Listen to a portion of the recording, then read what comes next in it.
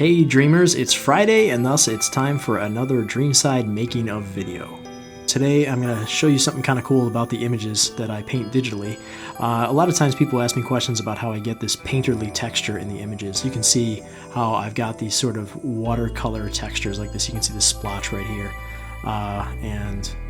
Sort of all throughout the page you'll see both a watercolor paper texture as well as what appears to be, well, basically just looks like it was painted in watercolor paper.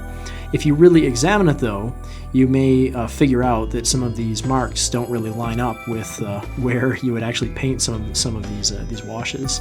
But you know, as you can see through these examples, it may not necessarily be perfectly accurate, but it does look pretty cool, and I think it gives the art a really organic quality that makes it look very natural. And so the way that I do that is to paint my own actual watercolor textural overlay. So I'm going to give you a look here at what they look like. So here's one. So these are painted on a 300-pound watercolor stock. So it's very thick and it's very textured, and you can see I've dabbled on these small little hints of watercolor texture, just little bits of watercolor noise.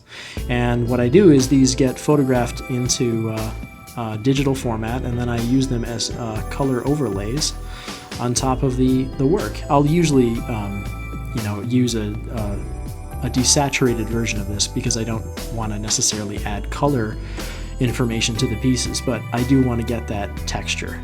This one has more of it's a bit busier, a bit noisier.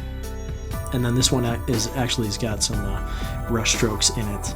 So I've got a few of these, and these are just some examples of what I've done. But you can see I've done these myself. That way I can design them just the way that I want them, and they can fit in with the way that I paint, which is better for me than just downloading somebody else's work.